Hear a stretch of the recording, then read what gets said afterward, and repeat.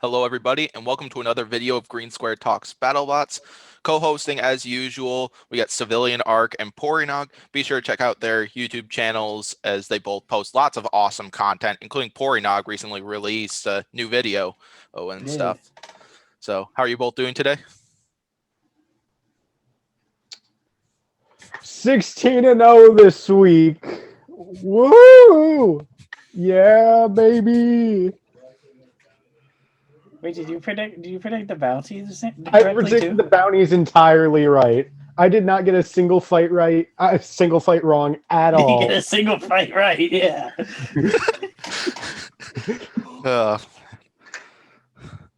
Well, one thing to be happy about, my predicted champion is still in it after this episode, and Pory Nog's predicted champion is still in it after this episode as well. Yeah. Civilian Arc's champion is still technically in it, but they have one extra fight currently, as they will fight next Thursday and so They're on. gonna win. Yeah, they're gonna lose to Mammoth. So this will be basically, we'll be discussing all 8 fights from this last episode as usual and so on. So be sure to avoid this video if you haven't seen the episode and don't want to see spoilers, as this video will be full of them and such. Including, we'll end it by discussing the 4 matchups for the second round briefly that were determined based off of this episode. So, yeah. Yep. So before we get to discussing the first fight, I got a little something to say to Civilian Arc here. Got a little payback coming after he roasted me like that on his Instagram, and then a little extra payback specifically for Pory Nog, since he says he's not good at roasting people. So, who's ready for this? Let's do it. Let's run it. I got a roast, don't you worry. I'm not good at it. Oh, dang. Here we go. All right, here we go. Civilian Arc says that he is 16-0 with predictions this week, but I would not brag about it because you and I might have jinxed yourself several times with that one. I wouldn't talk so tough because your predicted champion fights this upcoming Thursday, and its run towards the giant nut could very possibly be on the line. Let's not forget how much Civilian Arc overreacts when Pory, myself, and especially the Penny that determines our tiebreakers, like in the Beta and Tombstone bounty predictions and the 2020 bounty predictions. I can't tell if Civilian Arc comes to these podcasts high or if he just needs to go see a psychiatrist. Last but not least, Alex Hattori, if you are watching this podcast, do me a favor and dab one more time right in front of Civilian Arc. Whether it's virtual, in person, or in the form of a GIF, it'll be enjoyable either way. If you wish, you're welcome to get the rest of the team involved because it will still be entertaining. Up to me. And, there we go. My roast, all I gotta say is that's a lot of talk for somebody whose BattleBots fan page profile picture is a robot that almost lost to Double Jeopardy. Oh man. I love Double Jeopardy. They're great. And Alex Hattori, if you're watching, can I get one of those really cool like yo-yos? The uppercut yo-yos was a very cool one. I lost connection at the worst time. I did not hear a single thing you said. You want to repeat it, Pory?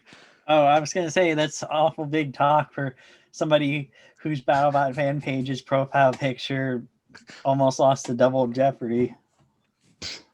Oh, all right then. All right, our payback has been secured. Now we'll actually get serious and go to the first BattleBots fight while Civilian Arc cools down from being roasted like that. Yeah, I think Pory, I think our revenge for that post and as well the controversial decision video he made has been fulfilled. Yeah. And just know that that was all just for fun. We do it just to be entertaining and not to offend each other. Civilian Arc didn't sound one bit offended. Yeah. No, I mean it. Rainbow. I mean. What am I gonna put? Like freaking Stinger as my profile picture, but stay in the rainbow square? What's a hijinks? Yeah, hijinks. I mean, hijinks wasn't in it when I made my page, though. They're in it now. True. Yeah. All right, so yeah, back to this. We got our first battle here where they let it off with the battle that I had the hardest time predicting. And out of this side of the bracket, we got Tombstone and Mad Catter here. Tombstone finished the regular season 1-2 with a win over Slapbox, but then losses to both Endgame and Scorpios. Came into this one against Mad Catter, who managed to beat Ribot, Fusion, and Malice here. So Malice, or not Malice, Mad Catter came in with their vertical spinner configuration, came in with a similar strategy to what Bite Force had when they fought Tombstone last season and such, but yeah. And Tombstone came in with a shorter black bar, a new one, and that supposedly would be like a little more resilient to breaking and so on. And both bots were trying to get at each other's sides and so on. So thoughts on this one from you two? Mad Catter fell for the trap. That's Tombstone fighting 101. I could tell they were aiming for those wheels. You can't aim for the wheels with Tombstone. You gotta like put your face into their fist, you know? Yeah.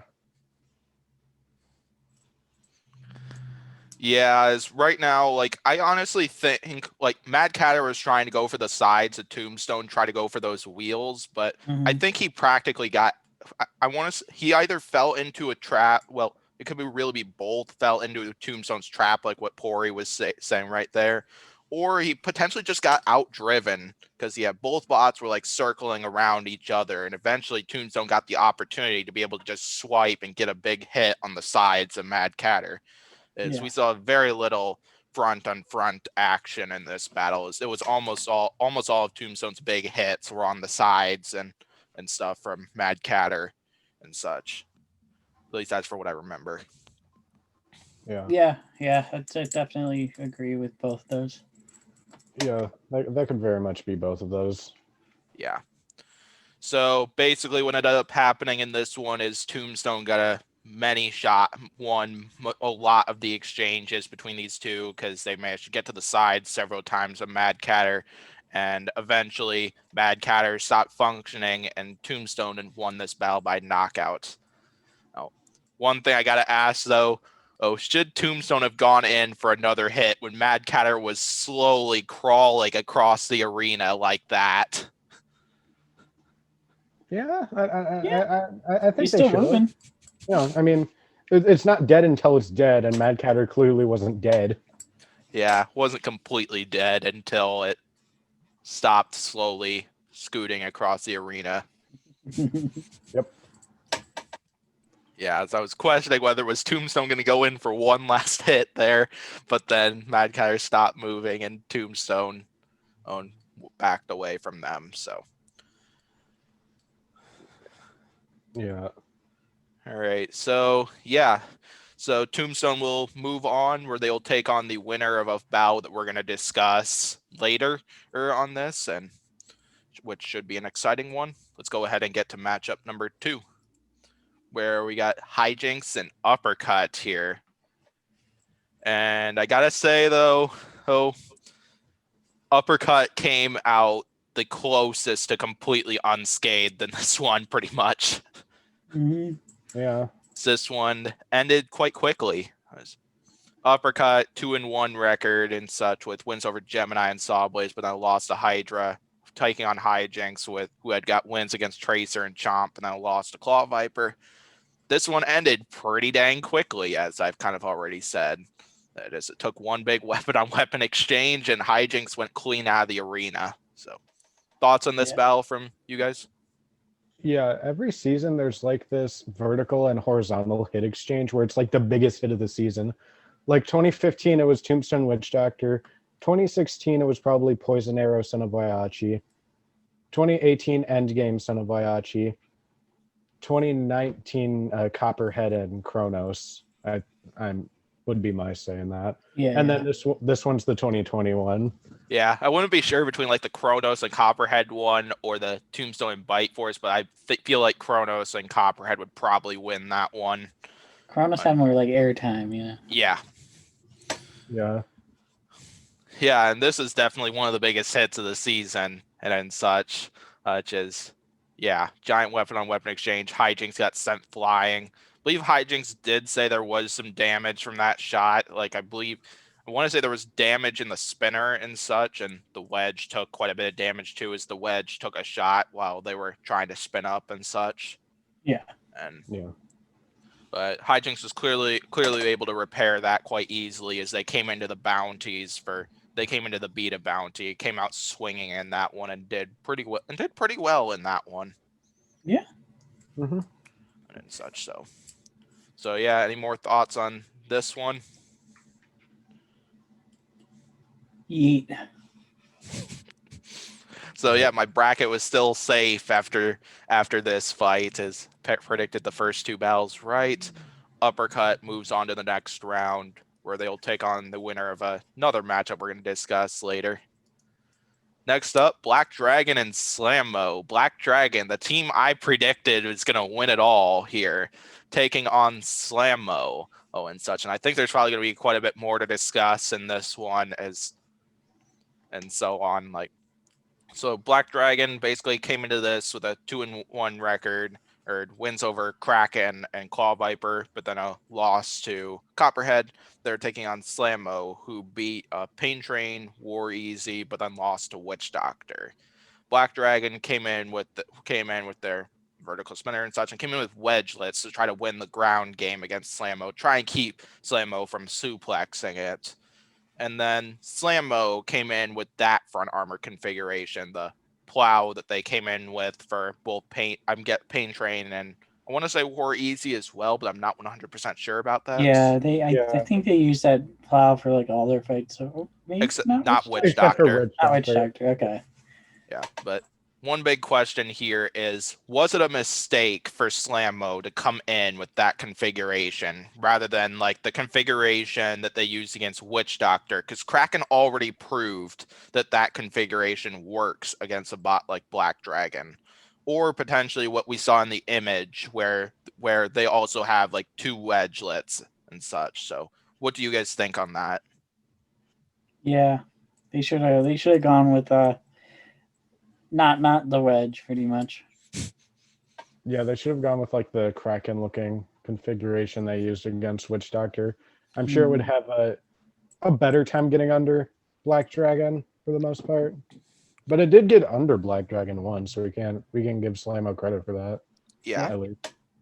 Yes, I'm really surprised they didn't go with the same defense configuration they used against Witch Doctor, as that was working quite well for them, as for getting underneath Witch Doctor, and Kraken already proved when they fought Black Dragon, and that front armor configuration can fit right in between Black Dragon's wedgelets and get underneath them. And I bet if that would have happened, we would have seen at least one suplex out of Slammo in this battle, and such, as long as Craig Danby is careful as for when he chooses to drop the arms and such, which was a problem in that battle against Witch Doctor, and so on. So yeah, other thoughts on this battle from you two? It was a fun fight. Yeah. Yeah, I thought it was a fun fight as well, as we saw tons of big shots from Black Dragon, as Black Dragon seemed to completely outdrive Craig Danby and managed to win the ground game and so on, which is one reason why I think that could have been a major mistake for Craig Danby to go with that. And before we get to our next fight, one last question. The internet has been going crazy that when Slammo yelled at the Black Dragon team to back off, that they're calling him a sore loser. Do you guys agree with that? No. See, here's the thing. Don't take what the builders say on TV at like face value. Like, yeah, like it could be editing. Like an example I like to cite is when Icewave ripped Vanquish in half, like when it looked like Icewave was going to go in for a late hit, and you see like Jack Tweedy being like, stop, like that. In reality, he said stop, like immediately after he was split in half. It wasn't like, oh, don't hit me. It was like, okay, I'm dead. You know? Yeah.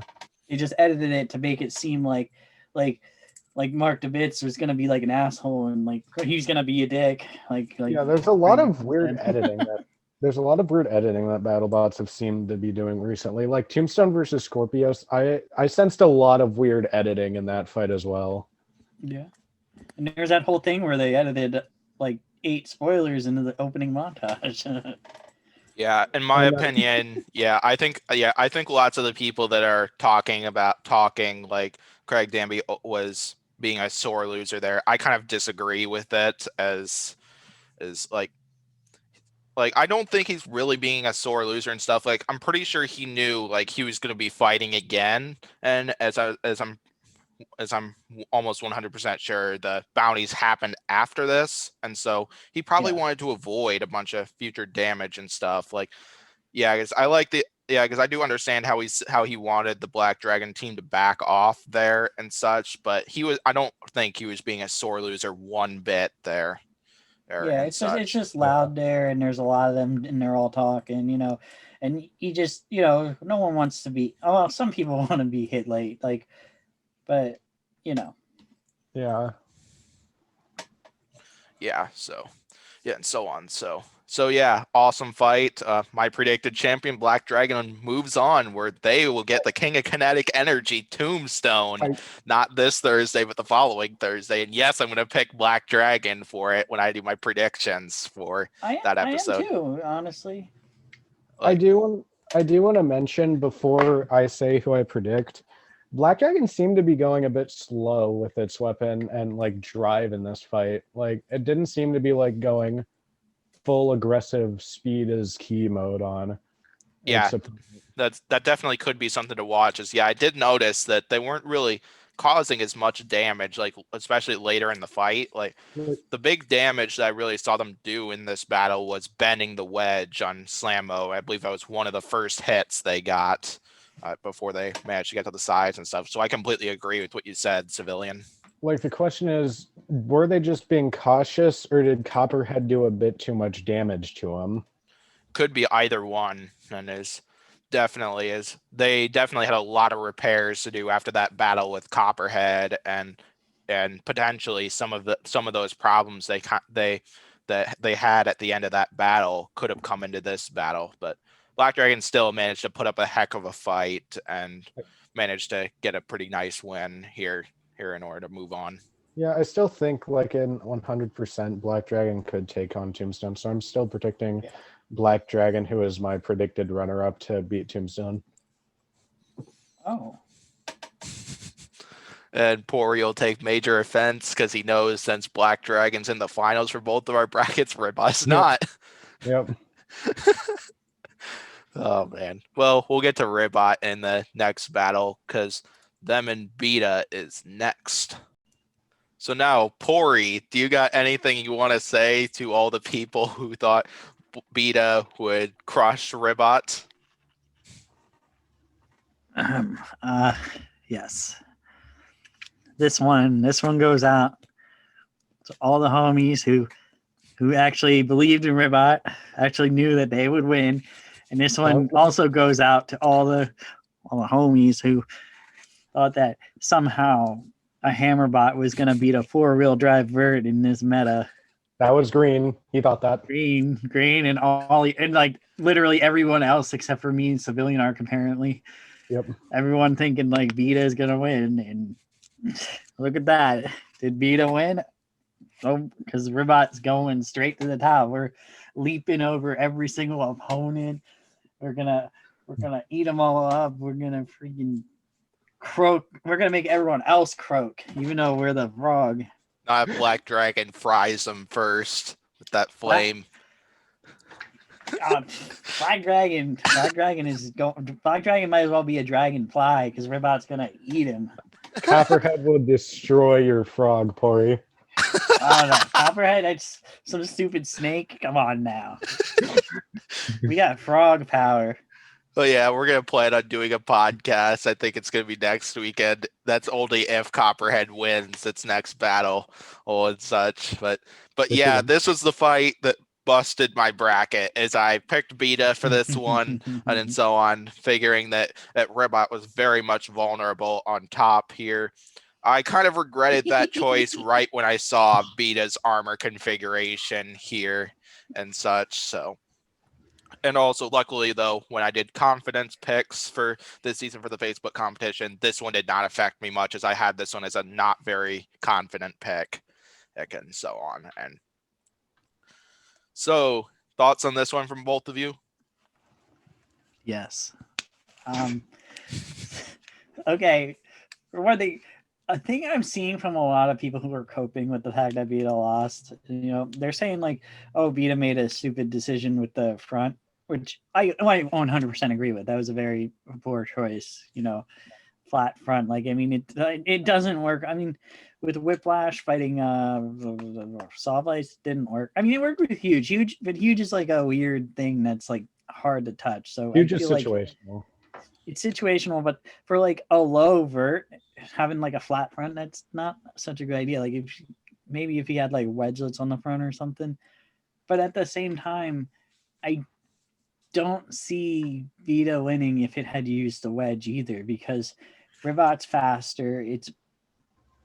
I wouldn't say better driven. I'd say Vita's probably a slightly better, like John Reed's probably a slightly better driver, but Ribot is more agile and can like get around to the sides, and the fact that he can do damage plus Beta's hesitation to hit anything with the hammer and all that. Yeah, well said. So you got anything, Civilian? I don't understand the point of this front. Like, I know it's supposed to be meant for like spinners, but what did it do? Literally nothing.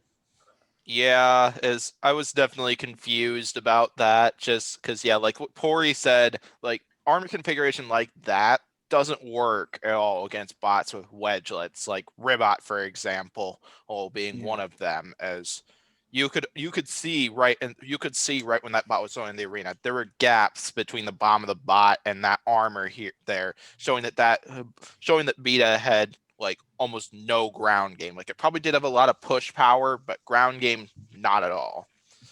As that was kind of a big problem. I think a big mistake made, which and probably major mistake made for this one and such. And I think they kind of played right into Ribot's hands, as Ribot definitely had the advantage in this one, and with ground game, and pretty much as long as they could keep their front towards Beta, which they did, they managed to completely win every exchange. They did take one hammer shot and such, but they did withstand it, which definitely is a good sign for them and such, because they didn't seem like they were the most prepared for hammer bots this season, and they even mentioned that they were a little worried that Beta's hammer could get through their top and such. Yeah. And luckily it didn't, and Ribot was still able to win this fight and such. I feel like the frog would probably cushion some of the blow anyway. Like if Beta got a good hit on Ribot, like the frog would probably protect it to an extent at least. What is the frog made of again? I forget. I think it's plastic this year. It wouldn't be foam sent like how it used to be, because Battlebots requested Ribot to use something else after the Falcon battle last season. They didn't like cleaning it up either because it took too much time. Yeah. But what Pory said would make sense, and so if that's true and such, I'm not 100% sure on what it's made out of. It's like plastic or something like that. It's something in that realm. Also, a lot of people keep calling Beta the best hammer bot in BattleBots. I actually disagree. Shatter. Shatter. I was Rusty. I don't consider Rusty a hammer bot. I consider it more of a saw bot. Yeah, I'm not sure between Beta, Chomp, or Shatters. All three of them have quite powerful hammers and such. We could also put like Blacksmith in there also. Extinguisher as well. Yeah. Yes, they might not have gotten to show off some big hammer shots like in the arena this season, but we've seen videos of what that hammer can do, and it's obviously got some power to it. Yeah. Even though we didn't get to see it actually in action so far this season, as we know Extinguisher will be in one of the last two bounties, and while we have seen the vertical spinner configuration, you never know. There could be a fight that we haven't seen highlights of where they came in with the hammer configuration and such. So that's And knowing them, that's probably like the final or something of that bounty. let's see. The final with Son of Waiachi. Well, I mean, I'm talking about the Extinguisher fight. Like knowing them, it's like the final before they fight like Witch Doctor or something. Yeah. Because they just love to spoil the stuff this year. Yep. So last question here then. If Beta was to go with their wedge armor, or like what they gone with for their other three fights, would the outcome of this fight have changed? Or what changes to the outcome of this battle? Oh, well, even if you think the outcome would be the same, like what are some other changes that could have been made involving this battle? 45 extra seconds about. That's a lot more time than I thought you were going to mention. Not really anything, in my opinion. Not even time, in my opinion. I think even with the wedge, even though, I mean, Beto would still get taken damage a lot of. It would just get maybe under like once instead of none of the times, maybe. But I think Ribot could still take him out in quick fashion even with the wedge. Yeah, I would consider this a lot more of a driving match if Beta came in with their wedge configuration, because I'm not exactly sure who is the lower to the ground machine between Ribot's wedgelets or Beta's wedge edge and such. As one thing that could give Beta the advantage is the magnets they have on the floor or here, which could help them a little bit with the ground game, but in my opinion, I think the outcome of this battle would be the same. I think it would still go in favor of Ribot here, but I think the fight would go a lot longer, and I think Ribot would probably take a lot more damage out of it if that happened. Well, I feel like wedgelets are always going to be lower than a wedge. I mean, the wedge is going to be good if like Beta fights like Tombstone or something or Valkyrie, but like for like a vertical with wedgelets, it's not going to do much. And also, as for the magnets, I think the magnets only activate when the hammer is swinging. Yeah, that's definitely possible. I don't think I know exactly too much about that, but I do know that when they fire the hammer, that they won't leap up into the air and potentially flip themselves over, like how they did against both Lucky and Overhaul, all in 2016. So, anything else on this one, or should we get to the next battle? Get to the top tier. Top tier. Are you calling Ribot not top tier? By top tier, I'm sure you know what I mean by top tier. The tier of 8 with the 1 seed in it. Yeah, I was gonna say. I mean, that's your pick is in the bottom tier too. Then. Yeah. Yep. But except that my prediction is, let's see, how many seeds higher? 15 seeds higher. Hey, Green, how many seeds higher is my bot than yours? 0. What? 0. There's like a science in real life, 2, in heart minus 30. What was that, Pory? There's like a science where like when you're ranking things, if it's a frog, it goes up about like 13 ranks or so. What? It would still be less than Black Dragon. Yeah, or Copperhead. You'd still be under us. Where's Ribot seeded at? If Ribot's 20 seed, if it was minus 13, it'd be 7 seed. Why the hell are we 20 seed? Because you lost to Mad Catter. You turned your back. Wait, we get the 20 seed because we lost to an undefeated robot? Oh no! Because you turned your back. And as well, meanwhile, Ribot's schedule was relatively easier because they took down 2 rookie bots. Yeah, I wouldn't say Beta's schedule was Grabot and Rusty. Like that was that. Like I wouldn't say Ribot. It's. Ribot had an easy schedule, but like Grabot. I'd say Ribot had a slightly harder schedule, Either way, though, Ribot basically proved that they are currently underseeded here clearly as they managed to take down. They, as the underdog, managed to take down Vita, and they will get the next shot at the 4 seed, where they'll take on Uppercut in the next round, which should be a heck of a battle. Well, it won't be this Thursday, but it'll be the following Thursday. But we'll touch more on those fights later. Yeah, Ribot definitely should have been 2 seed though. Let's be honest. Shout out to the Ribot Rabble. All right, next up, rematch from last season. Huge and Whiplash, as these two fought in the top 16 last season, where Whiplash won it in a very close judge's decision, as in it could have gone either way here. And so Whiplash came in here, same strategy as what they did last time, and would pretty much slow down Huge's spinner and manage to control the fight that way.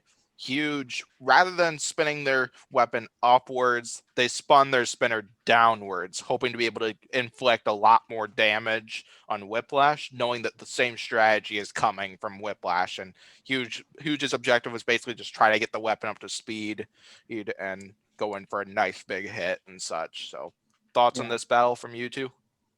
I find this fight to be much better than their first fight, in my opinion. Oh yeah, it was a better fight. Yeah.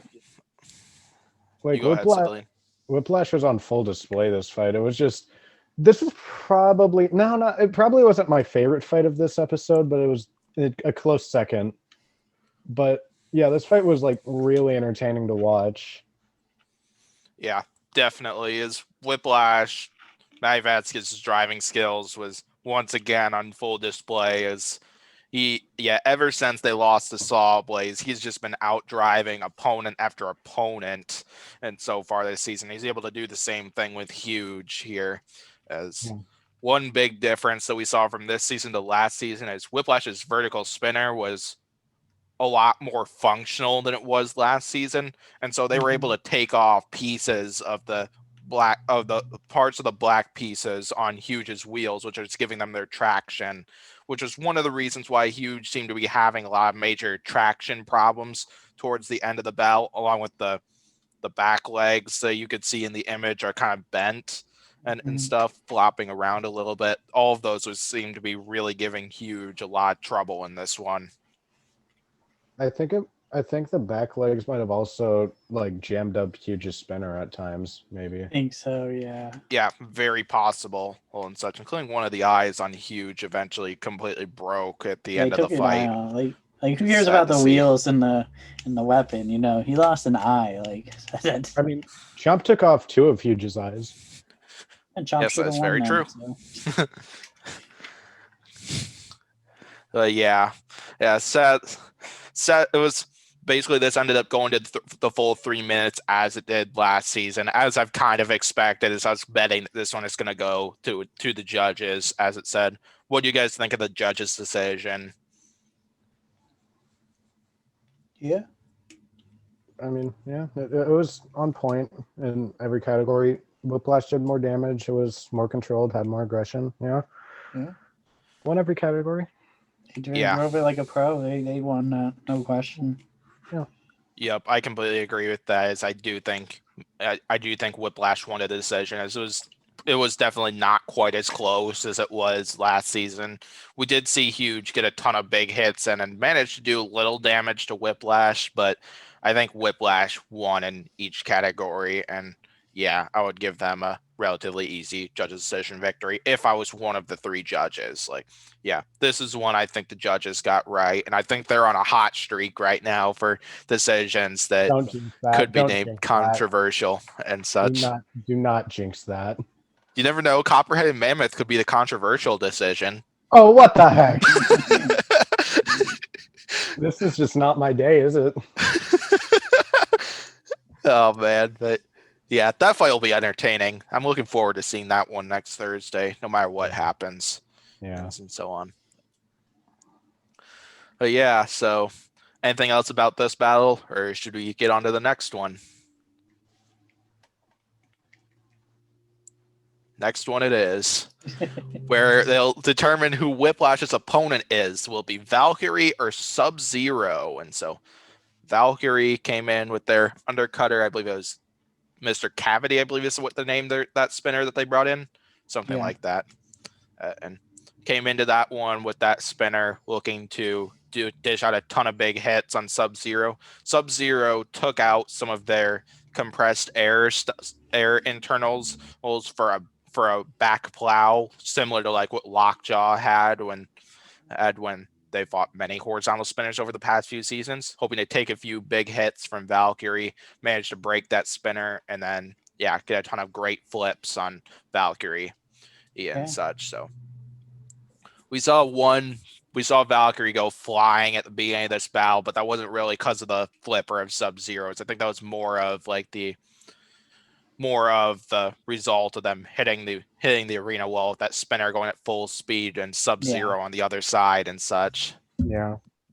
So thoughts on this battle from you two? Okay, so Valkyrie is on my fantasy team, so they're one of the 4 robots I have on my fantasy team that made the top 16. That hit where Valkyrie went up in the air and almost went out of the arena scared the crap out of me. I was like, oh my god, did I really lose this fight? And then they landed in the arena, and I was like, oh thank god. But that was a hell of a hit. That was really impressive on Sub-Zero's part to make them go flying like that, even if they didn't use their flipper to do it. Like they still drove Valkyrie into the wall to send them flying, which was pretty insane.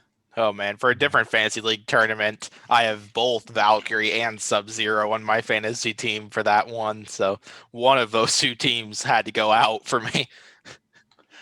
So big yikes to me. In all honesty, I have to say this was my favorite fight of the episode, if I'm being honest. It was a good one.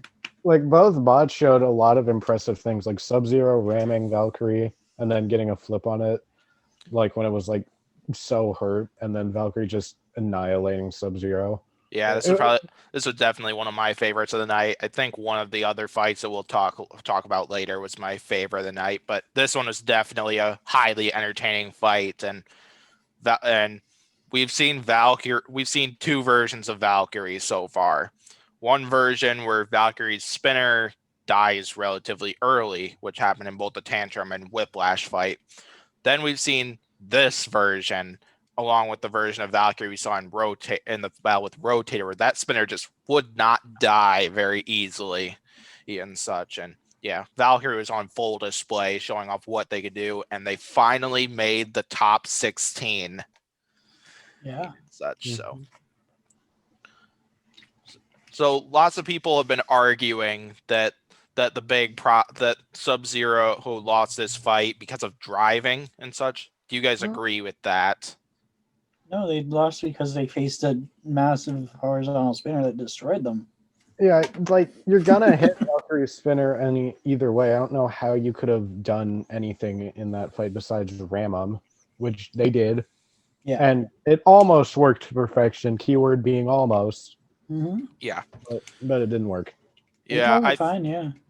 While I do agree with you guys that they didn't lose just because they needed to do a better job driving, I do believe it was a mistake when they literally brought that flipper right in front of Valkyrie towards the beginning of the battle, and that flipper got bent and a little bit not long after that. I do think that was a driving mistake, but I don't think I wouldn't really count this as really one where it would really cost them the fight because of their driving skills and such. As I think they still did a pretty decent job, as they were able to protect themselves from that spinner of Valkyrie for a reasonable amount of time.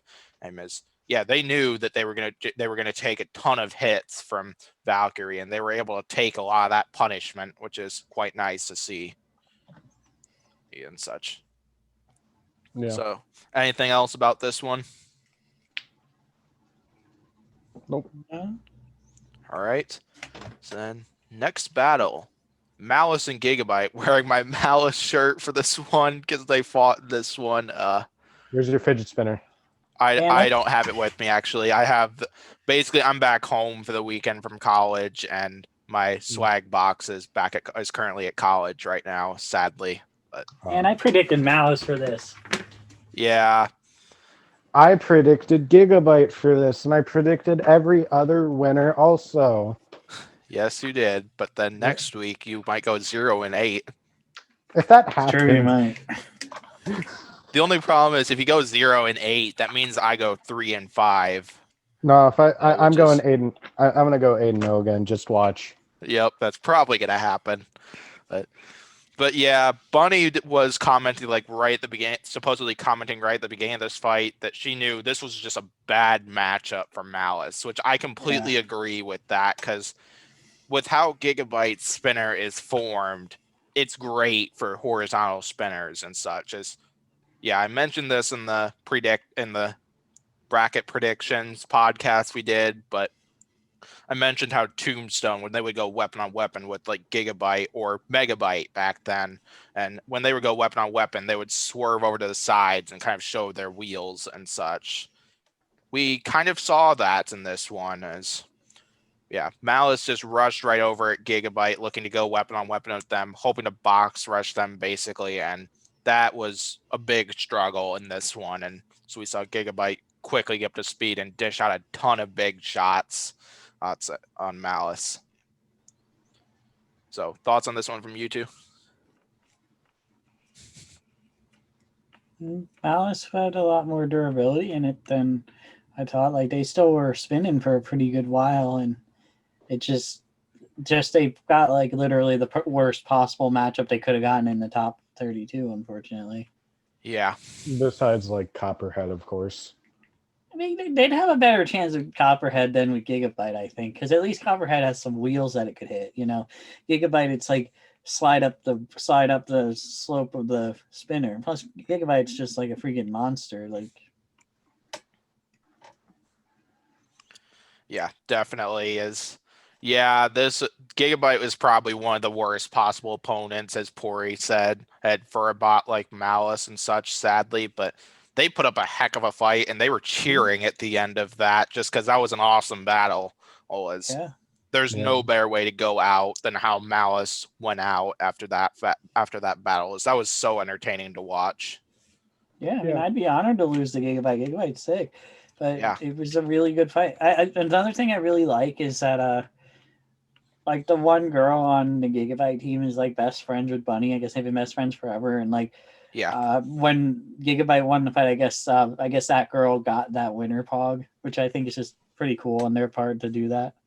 Definitely is. Yeah, I think Robotic Death Company, which is Gigabyte, posted a picture of that on their Instagram and such. But yeah, I just think that's super cool that they realized the sentimental value of that battle to her, and they're like, here you go. Yeah.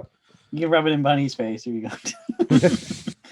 yeah, they probably wouldn't do that though. I think they would, but it's so cool. It's cool memento of the fight. Definitely is. Yeah, neither bot also came out unscathed. Both of them posted a damage report or after this battle. Malice, that spinner looked a lot better at the end of that battle than what it actually did. As you'd see, there was a ton of tiny chunks taken out of that spinner from the battle and such. But luckily, Bunny was able to completely repair all that for, I'm guessing, the bounties, as I wouldn't doubt that Malice is going to be in one of the last two bounties. I think they're in a bounty, but I forgot against who. Tracer. Oh. They're gonna flip Tracer in like a minute, in like a second, and then it's gonna be the fight. The Gigabyte, I believe they had some internal damage. The big thing I know of is they lost one of the teeth on their full body spinner, which I believe they were able to weld on for their next battle, and so on, which is nice. So we'll get to see Gigabyte in the next round. We'll get to see another awesome fight from them. And Malice will be able to see more out of them when we see the last two bounties and such, which I'm looking forward to all of it. It'll be fun. Yeah. Anything else about this battle, or should we get to the top seed? I hate how they didn't mention Matt Maxim in this fight. Yeah, I gotta agree with that. We need more Matt. Agreed. Yeah, that's true. Gotta bring him back again. We need Stinger. Yeah. All right. Last but not least, we have the top seed against the bottom seed in the top 32. We got Hydra and Hypershock. Hydra being awarded the top seed after going 3-0 with wins over Witch Doctor, huge and uppercut compared to Hypershock, who came out with a 1-2 record with a win over Mammoth, but then losses to both Gruff and Endgame here. And so basically, Hypershock ended up removing made an odd strategy of removing their wedgelets and stuff, figuring that they would kind of like get in the way here and such.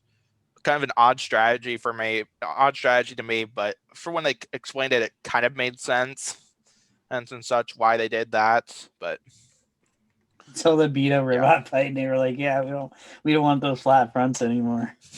Yep.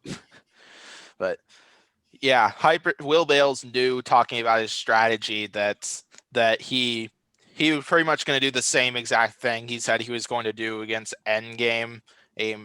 But then he knew that if he took one flip, it would probably be over because the self-frying mechanism, I believe, was still not working and such. So thoughts on this battle? It was a fun fight. Yeah. Probably my favorite one versus bottom seed fight. Well, no, I like Bombshell versus Tombstone more. Bombshell versus Tombstone was suspense filled because I'm just like, you're just watching that fight, and then like Tombstone's like chain comes off. You're like, oh, Bombshell might win on decision, and Tombstone stops moving, and you're like, is he gonna do the thing? That's just like that just has so many emotions to it. You have to love that fight. But this one was fun. It had a lot of airtime. Ended with a nice Uda. Yeah. In my opinion, this is probably my favorite fight of the episode. This was so much fun to watch, as we got to see some good action from Hypershock as we saw them dish out a few major shots to the front of Hydra. Luckily, according to them, supposedly the parts that Hypershock damaged was stuff that was like intentionally there to get broken and stuff, like not really too major of stuff that. So it was things they were easily able to repair, according to their damage report. But yeah, once Hypershock's weapon stopped functioning properly, I think it was all over for Hypershock from there. As eventually we saw Hydra just land flip after flip, including Jake and Will agreed, where Hydra just keep the fight going, keep flipping Hypershock, and eventually got him out of the arena. Yeah. This was fun to watch, and it was fun to watch Hypershock go flying and such. Like, that's another great way to go out. Anyway, it's, I think Hypershock, this was a pretty good season for them, and such. So yeah, other thoughts in this battle?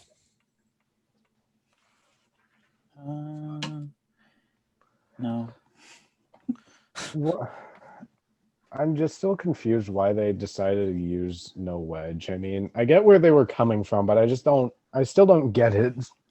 I don't think it would have really. I feel like it wouldn't have made much of a difference either way, because it's not really a wedge. It's more like a flat panel, like what Bale Spear has in front of it. I mean, I'm comparing Hypershock and Bale Spear. Like, you know what I mean? Like, it's like a flat front. It's not really like a wedge, you know? It's more like, I think it kind of serves as like protection from like big like drum spinners, horizontal spinners and such. And this opponent is obviously not a horizontal spinner and such. So I'm pretty sure Hydra's not a horizontal spinner. I'm pretty sure they're a flipper. They're kind of a horizontal spinner.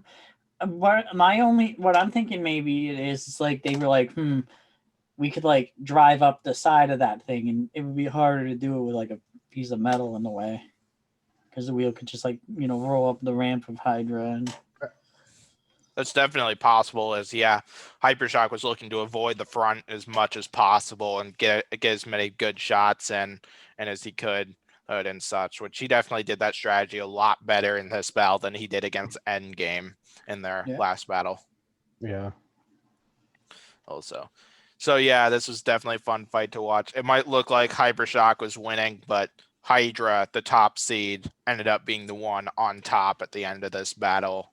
As Hypershock eventually lost their spinner once again, and some sort of weapon issue. I'm not sure exactly what it is, but then, eventually Hypershock got flipped. I think I counted 13 times Hypershock got flipped. Yeah, they said I think it was after the 10th time is really when they gave out, when they stopped moving completely. But then Hydra flipped them a few more times and got them out of the arena. Yeah. So Hydra now 2-0 against Hypershock here. 2-0, got him out of the arena in both battles. Yeah. and such. So yeah, if you don't know what I'm talking about by Hydra being 2-0, they had an exhibition battle last season, and where Hydra won it after Hypershock took itself out of the arena. Yeah, that was funny. Just ramped itself out. So yeah, Hydra will move on to the next round, as I said, and where they will take on Gigabyte and Hypershock. Hypershock, like many teams here, many teams had an absolutely spectacular season, even if they went out in the first round. Hypershock had a great season. Malice had a terrific rookie season. Sub-Zero did probably the best that they've done in any season of Battlebots I've seen so far. Yeah. Televised ones, yeah. Yeah. Huge might have had a rough start, but they proved that they're still a force to be reckoned with and such. And I look forward to seeing Huge once again. Yeah. Let's see. Hijinks is another one like Malice, where they had a terrific rookie season and such, including they had quite a few good fights in the bounty, in the beta bounty, and such. Let's see. I hope we see Beta back once again, as it's an exciting bot, and so on. They just need to rely more on their hammer, I think. Yeah, definitely is, and so on. So, yeah, who are the last two? Slammo, another bot that had a terrific rookie season. Mad Catter's another bot like Sub-Zero, where best season of BattleBots so far. Like, I hope we get to see all 8 of them back once again, I want to see all 8 come back for the next season, like with a lot of their improved designs. As I think some of them have major potential to go far, or in future seasons and such. Yeah. So, anything on that you guys want to say? Shout out to the Ribot Rabble. 16-0. All right. So before we close out this video, got one last thing. We got upcoming matchups. Coming not this Thursday, but the following Thursday, we'll have the second round of the bracket. We'll get to see all 8 bots who managed to win their battle in the recent episode fight once again. As we'll see the top seed Hydra take on the 17 seed Gigabyte, the 8 seed Whiplash, and the 9 seed Valkyrie, which is a rematch from 2 episodes ago. The last one is one of those 2. The 4 seed Uppercut and the 20 seed Ribot, and the 5 seed Black Dragon and the 21 seed Tombstone here. Lots of fights who could be very difficult ones to call here. So, thoughts on these ones? Most of these fights are relatively close and pretty even, except for maybe Uppercut versus Ribot. I'm sorry to say, Pory. No, I'm very worried about that fight.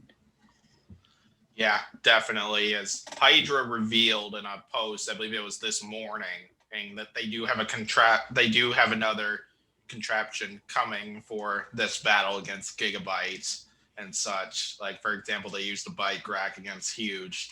They show that they had a plan coming for this battle against Gigabyte and such. So don't know if that could be a concern for us. It's like they could lead to another boring battle, or never know, something that could be incredibly entertaining and such.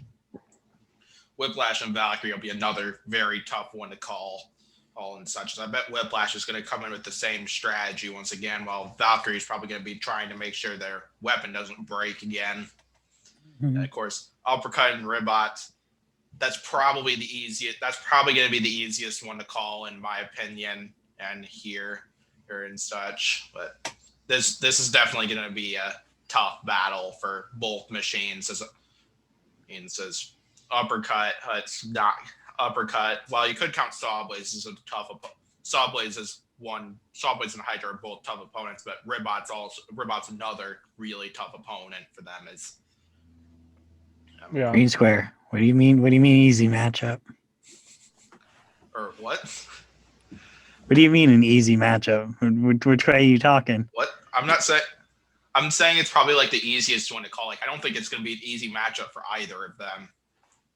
And who you got winning it? I'm gonna have Uppercut winning it. It's probably gonna be one of my higher confident picks as well, just because I'm less confident with the other 3 battles. Bro. Oh man, but yeah, that one's gonna be another big question: is could Ribot take advantage of Uppercut's like gyro issues that they had like against Hydra and parts of the Sawblaze fight as well? As I think if Ribot can take advantage of those, that's going to be its one major advantage that'll lead them to winning this fight, because Uppercut has proven that they are very low to the ground, and I think they would have the ground game advantage against Ribot here. But Yeah. I could be very well be wrong about that, and Ribot could very easily tell the opposite. True. And such. But. And then, of course, Black Dragon, Tombstone, which is probably the one I'm going to be least confident with of the 4 of them, as this is a battle of 2 hard hitters and 2 very well-built bots. Yeah. Yeah. So, thoughts on this, on all 4 of these from you 2?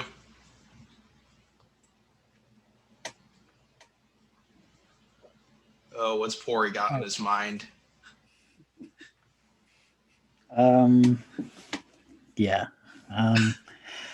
Okay, so for the first fight, I got Hydra beating Gigabyte, but I think Hydra's going to lose in the long run, because I don't think it's going to exit that fight without like taking some severe damage, like especially only having 1 frame and all that. Like if they take significant damage, that could hurt them when they fight Whiplash in the next fight, when Whiplash beats Valkyrie again.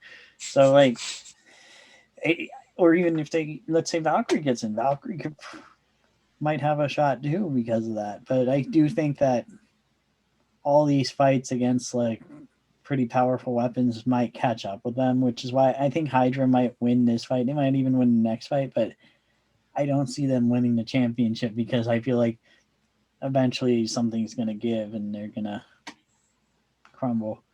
But yeah, I got that for the second fight. Whiplash probably will beat Valkyrie again just because of how well driven they are, but there's no shame in that for Valkyrie, of course. Number 3, Ribot's going to obliterate Uppercut, 4-wheel drives, just drive around to the side. Uppercut tries to turn, and then they like freaking like wobble all around. Ribot capitalizes.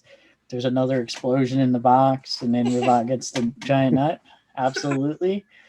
And as for the final fight, I'm definitely going to call out the Black Dragon, because they got a nice anti-horizontal wedge, and I feel like they might actually be able to do it. But like you said, that's going to be a hard one to call. Like that could go either way.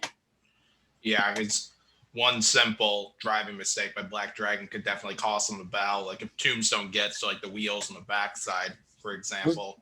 Those Brazil wheels are pretty durable though, at least. Yes, they are durable. As many teams went based off of Black Dragon as for wheels this season. And Whiplash is an example of one of the teams that did that. And such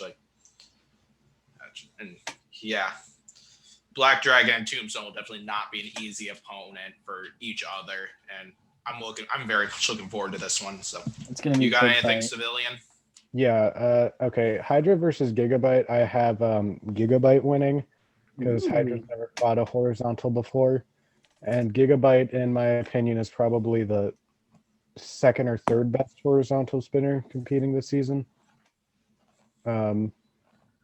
Whiplash versus Valkyrie, I think Whiplash is going to win again, but that's probably going to be the one I'm least confident on, as Valkyrie was doing pretty decent against Whiplash up until they lost their weapon. Uppercut versus Ribot, I'll get to that one later. Billionaire. Black Dragon versus Tombstone. I'm going to give it to Black Dragon by an Uda. Wow. Ooh, interesting. I like the logic. Now Uppercut versus Ribot. I don't understand any of the points you guys make with this fight. I just want to know who I want to get a shout out from more. Wow. I'm gonna go Uppercut. Wow. You guys are gonna see 2 weeks from now, I'm gonna be popping off because Robot's gonna Uppercut's gonna lose both its wheels and its fist is gonna come flying off and everything. And it's gonna be a box fight. It's gonna be like in Robot Arena 2 when you fight Uppercut and the mounts for the weapon just come off and you beat it up so bad it's just a rectangle. It's gonna be like that, only in real life. Yeah, as for my predictions, I'm probably going to pick Hydra for this battle with Gigabyte. Like what Pory said, I think Hydra's going to come out with the most damage they've taken all season. In this. Yeah. And then Whiplash and Valkyrie, I'm actually going to go against the two of you. I'm going to pick Valkyrie for this one. And then such.